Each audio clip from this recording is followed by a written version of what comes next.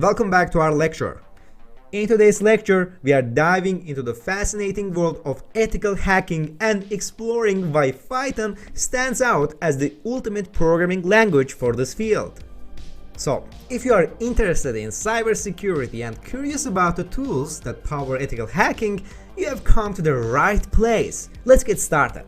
Before we dive into the Python's role, let's briefly understand what ethical hacking is all about. Ethical hacking refers to the practice of testing and securing computer systems, networks, and applications with the permission of the system owners.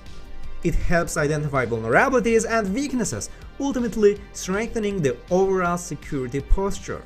One of the primary reasons Python is favored by ethical hackers is its versatility and ease of use.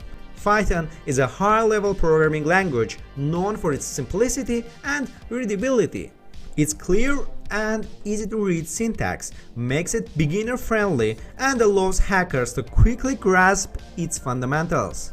Python has a vast collection of libraries and frameworks that provide ready-made tools for ethical hacking. For instance, libraries like Scapy, Request, and Beautiful Soup enable network scanning, HTTP communication, and web scraping respectively. These resources significantly accelerate the development process and enhance productivity. Python's fast prototyping and scripting capabilities makes it ideal for ethical hacking. Its interpreted nature allows for quick development and testing of hacking tools, making the process more efficient. With Python, hackers can rapidly iterate and adapt their code to changing circumstances. Another significant advantage of Python is its cross-platform compatibility. Whether you are targeting Windows, Linux, or Mac OS, Python can run seamlessly on different operating systems without requiring extensive modifications. This flexibility is crucial for ethical hackers who often need to work with diverse environments. Also, when it comes to exploit development and reverse engineering, Python shines yet again. Python allows hackers to build custom exploits and analyze target systems efficiently.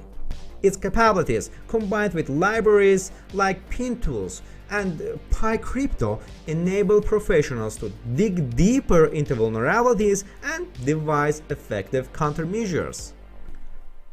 Python's versatility extends beyond its own libraries and frameworks.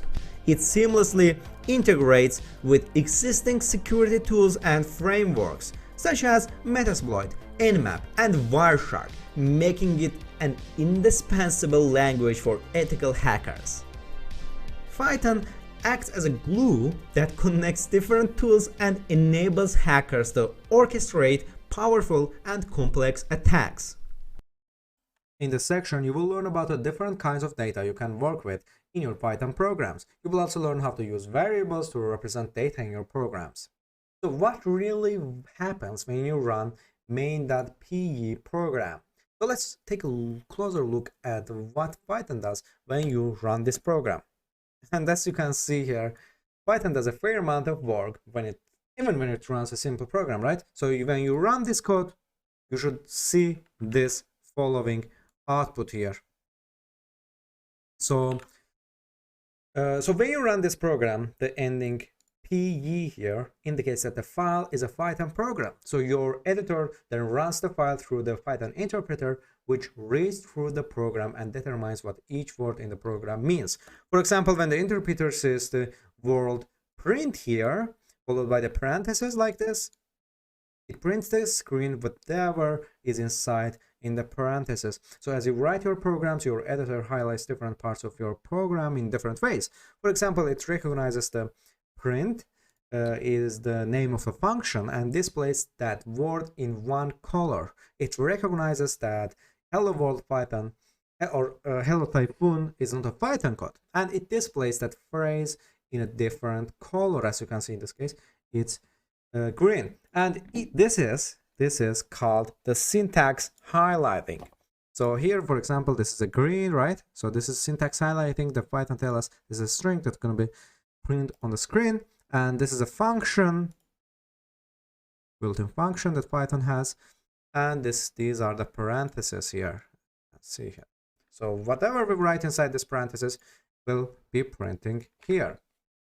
And let's try using a variable with this print here. So now we will add a new line at the beginning of the file and modify the second line. So we will create a message, or my super message here, and now we will, let's make it this message, hello Typhoon, welcome to this Python course. And here after that we will print this message. Oh, like this, print, and inside this we will enter our message, print my super message.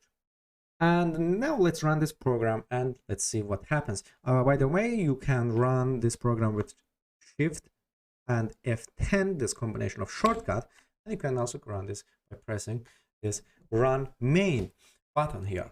And so we added variable named message here, this message here.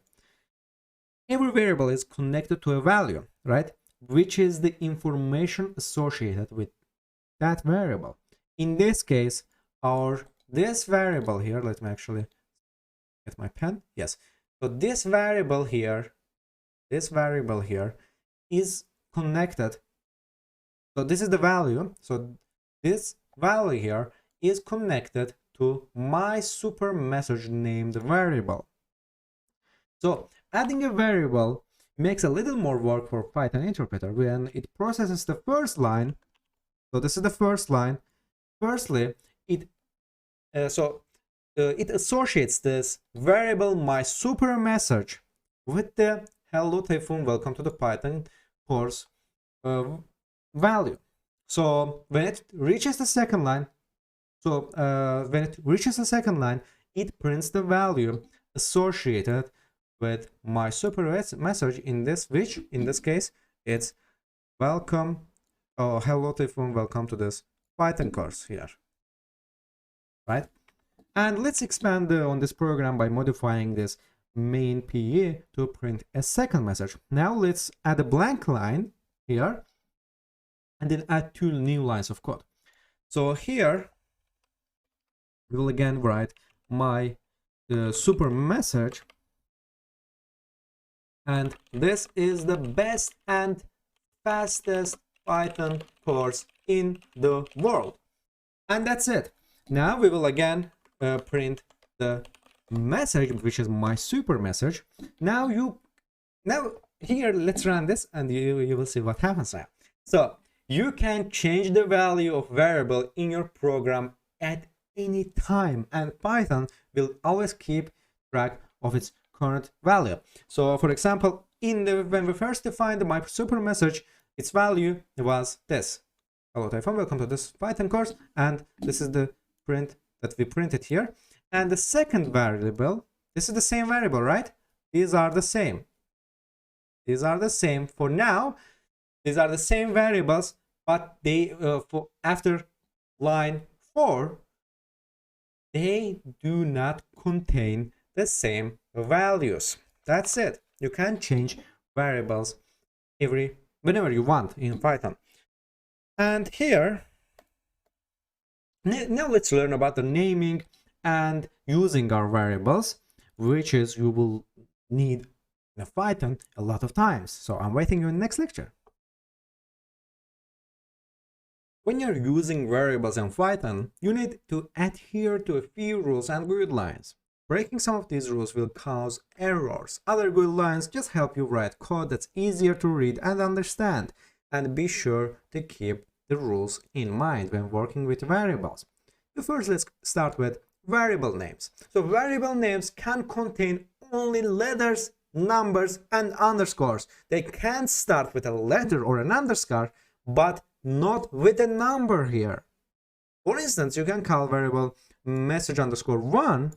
So you can define variables like this, but you cannot define 1 underscore message, but not like this. And this is a mistake because you cannot define a variable that starts with a number, right?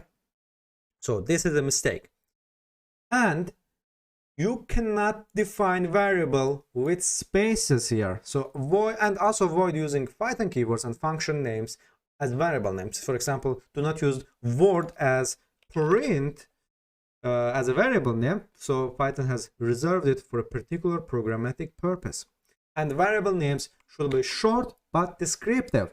For example, name is better than n, or student name is better than sn, right? So, and so the name length here is better than length of person's name, right? So be careful when using the lowercase letters and uppercase letter, the lowercase letter L and uppercase letter O here, because they could be confused with the numbers 1 and 0. And it can take some practice to learn how to create a good variable names, especially as your programs become more interesting and complicated. As you write more programs and start to read through the other people's code, you will get better at coming up with meaningful names. So, and avoid name errors when using variables as well. So every programmer makes some mistakes, and most make mistakes every day. Although good programmers might create errors, and they also know how to respond to those errors efficiently. So let's look at an error you're likely to make early on and learn how to fix it. So here we will write some code that generates an error on purpose. So now we'll write this following message. So message, my super mega message, and message here, and we will make this message, for example, hello every student from your instructor Typhoon here. And here we will print this message, print my super mega message. So when, let's run this here. This is, so when an error occurs in your program, the Python interpreter does its best to help you figure out where the problem is. The interpreter provides a traceback when a program cannot run successfully. So a traceback is a record of where the interpreter ran into trouble when trying to execute your code. Now we will write this. For example, this code is successfully interpreted here and run. And let's delete this S from the message, and let's run it. And as you can see here, this is our traceback. This is an example of traceback that Python provides after you accidentally misspelled a variable's name. So here we will need an S here, right? So and as you can see here, the name my super mega message is not defined here, and we have an error in line 2. And the output reports that an error occurs in line 2 of the file of main.py. So the interpreter shows this line to help us spot the error quickly and tells us what kind of error it found. And in this case, it found a name error, and here name error, and reports that the variable being printed message has not been defined. That's because we entered the wrong value in it. And in a name error usually means we either forgot to set a variable's value before using it, or we made the spelling mistake when entering the variable's name, as we did here. And if the Python finds a variable name that's similar to that one, it doesn't recognize, it will ask if that's the name you meant to use. So in this example, we omitted the letter S in the variable name my super mega message in the second line. So the Python interpreter doesn't spell check your code, but it does ensure that the variable names are spelled consistently. For example, watch what happens when we spell message incorrectly in the line that defines the message here. So let's make it again, and as you can see here, our code is run successfully. So in this case, the program runs successfully, right? So the variable names match. So Python sees no usual. So as a result, and programming languages are strict, but they disregard good and bad spelling. So as a result, you don't need to consider English spelling and grammar rules when you're trying to create variable names and writing code. So many programming errors are simple, single character typos in one line of program. If you find yourself spending a long time searching for one of these errors, know that you are in a good company. And many experienced and talented programmers spend hours hunting down these kinds of tiny errors and try to laugh about it and move on. So knowing it will happen frequently throughout your programming life. And we also need to know about variables. So variables are labels. So variables are often described as boxes like this that you can store values in it. So for example, let's name it the variable. Oh, sorry, let's actually get the pen. So let's make it variable, and we have the value. So the idea can be helpful. This idea can be helpful the first few times you use a variable, but it isn't an accurate way to describe how variables are represented internally in Python. So it's much better to think of variables as labels that you can assign to values.